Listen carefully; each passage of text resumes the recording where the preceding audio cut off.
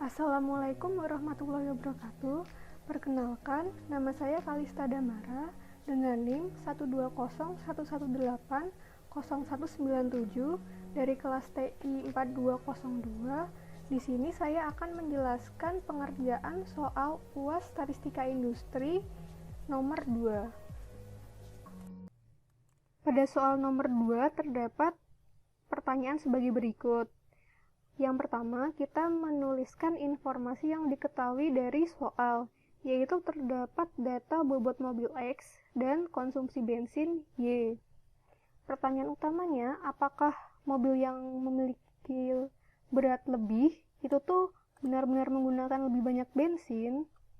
Ditanyanya, yang pertama adalah scatter plot, yang kedua adalah korelasi, yang ketiga adalah nilai intercept dan slope dengan menggunakan metode least square, yang ketiga, apakah dia akan menolak hipotesis utamanya apabila hipotesis utamanya itu tidak ada pengaruh X terhadap Y pada taraf nyata 5%. Dan yang terakhir adalah menentukan proporsi variasi. Untuk yang A adalah membuat scatter plot. Cara untuk membuat scatter plot yaitu pertama-tama kita melihat data pada urutan pertama, yaitu nilai X-nya 27 dan nilai Y-nya adalah 30. Nah, untuk garis horizontal ini melambangkan X dan untuk garis vertikal melambangkan variabel Y. Apabila nilainya 27,30 berarti pada garis yang horizontal dengan skala yang sama kita melihat bahwa 27 itu berada di sekitar sini dan 30 berada di sini, sehingga kita membuat titik di sini. Begitu juga dengan urutan data selanjutnya, kita buat semuanya. Kemudian, setelah kita buat, kita dapat melihat bahwa pada scatter plot ini memiliki pola tren yang cenderung menurun ke bawah. Hal ini berarti bahwa variabel X dan Y memiliki hubungan linear yang negatif. Lanjut pada poin B, menghitung korelasi sampel antara variabel X dan variabel Y.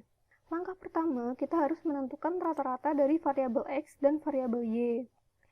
Rata-ratanya ini sudah saya hitung. Bagaimana caranya? Caranya dengan menjumlahkan setiap variabel X, kemudian dibagi dengan jumlah datanya. Karena datanya ada 8, berarti akan dibagi dengan 8. Didapatkan hasil rata-ratanya yaitu 37,375. Dan untuk variabel Y-nya sebesar 20,875. Setelah mendapatkan rata-ratanya, kita bisa menghitung komponen apa saja yang dibutuhkan untuk menghitung nilai R atau korelasi. Yang pertama, kita menghitung nilai X min X bar, yaitu nilai X pada data dikurangin X bar atau rata-ratanya. Yaitu untuk data yang pertama 27 dikurangin 37,375, yaitu sebesar negatif 10,375. Begitu juga dengan data yang seterusnya, seperti itu.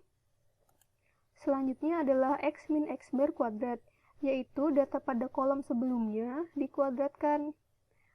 Lalu selanjutnya adalah Y min Y bar, yaitu data Y dikurangin dengan rata-rata Y. Maka didapatkan hasil sebagai berikut. Selanjutnya adalah Y min Y bar kuadrat, yaitu nilai pada data kolom sebelumnya dikuadratkan. Dan yang terakhir adalah X min X bar dikali Y min Y bar, yaitu data pada kolom ketiga dikali dengan data pada kolom kelima, maka didapatkan hasil sebagai berikut. Selain itu, kita juga harus menghitung nilai totalnya. Kita menghitung nilai total pada X min X bar kuadrat, Y min Y bar kuadrat, dan X min X bar dikali Y min Y bar. Untuk Y min Y bar ini tidak perlu dihitung, dan untuk X min X bar ini tidak perlu dihitung karena hasilnya akan 0. Lalu kita bisa memasukkannya pada rumus R. Untuk pembilangnya, kita menggunakan data pada total X min X bar dikali Y min Y bar, yaitu sebesar negatif 427,625.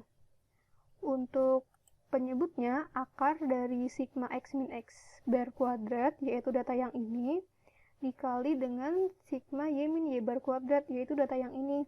Sehingga, apabila dihitung, akan mendapatkan nilai R sebesar negatif 0,9463. R-nya bernilai negatif. Nah, hal ini sesuai dengan scatter plot yang telah kita buat, bahwa variabel X dan Y menunjukkan hubungan linier yang negatif. Lalu lanjut ke poin yang C, kita akan menghitung intercept dan slope. Rumus untuk slope adalah sebagai berikut. Nah, untuk mengisi rumus ini, kita juga dapat melihat pada tabel poin B sebelumnya. Untuk pembilangnya adalah sigma X min X bar dikali Y min Y bar, yaitu sebesar negatif 427,625, dan untuk sigma X min X bar kuadratnya yaitu sebesar 711,875, sehingga apabila dihitung, terdapat nilai slope sebesar negatif 0,6. Kemudian setelah mengetahui nilai slope, kita dapat mengetahui juga nilai A-nya atau intercept-nya, yaitu dengan rumus sebagai berikut. Apabila dihitung, akan mendapatkan nilai intercept sebesar 43,33. Nah, untuk menjawab soal D ini, kita melakukan uji regresi untuk slope-nya. Seperti biasanya, untuk melakukan pengujian hipotesis, terdapat 5 langkah yang harus dilakukan. Langkah pertama yaitu menentukan hipotesis utama atau H0-nya, yaitu beta sama dengan 0, yang berarti tidak ada pengaruh variabel X terhadap variabel Y. Dan untuk hipotesis alternatifnya, beta tidak sama dengan 0, yaitu ada pengaruh variabel X terhadap variabel Y. Statistik ujinya kita menggunakan uji T, karena datanya kurang dari 30. Nah, uji T ini rumusnya sebagai berikut.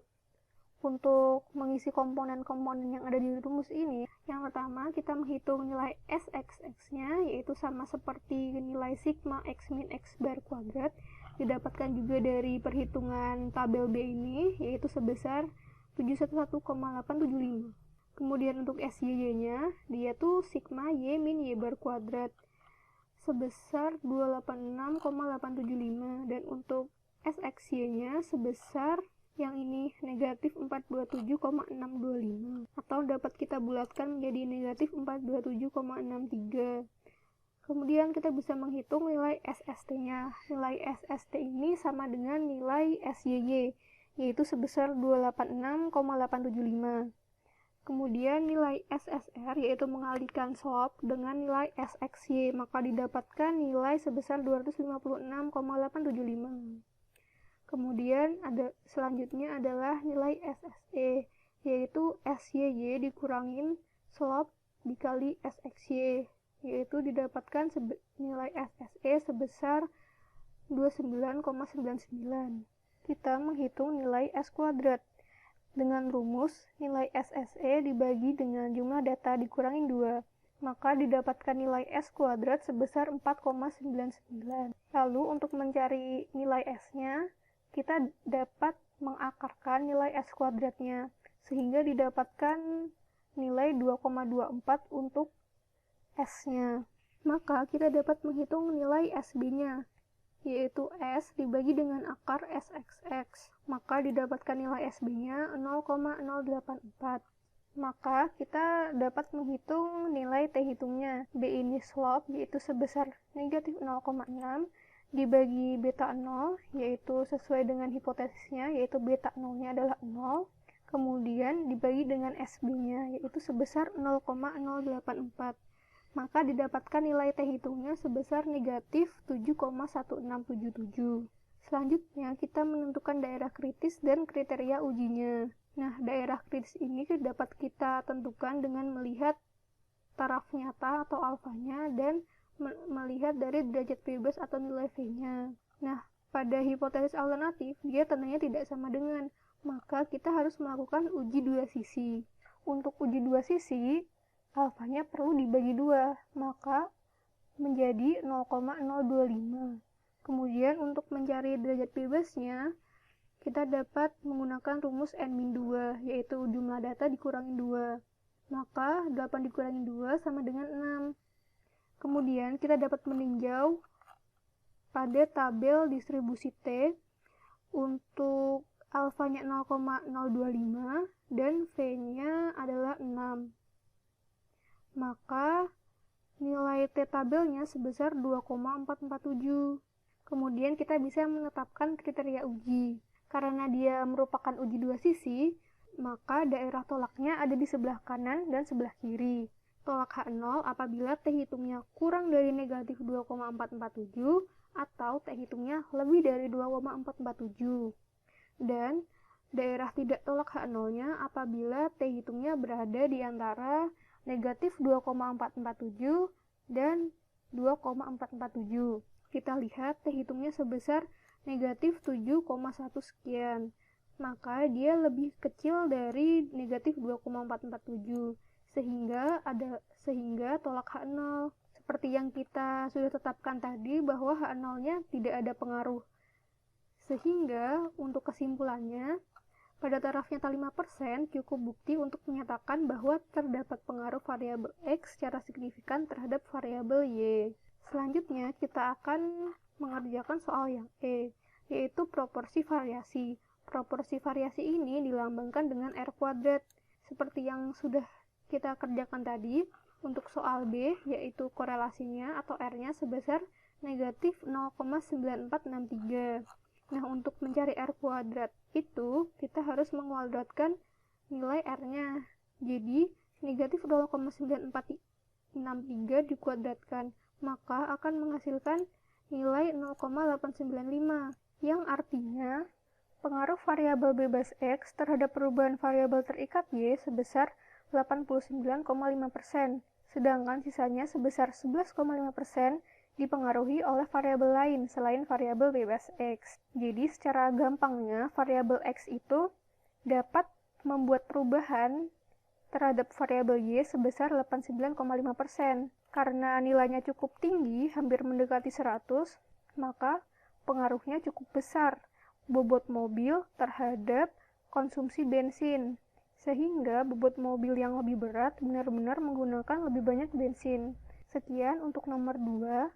Terima kasih. Wassalamualaikum warahmatullahi wabarakatuh.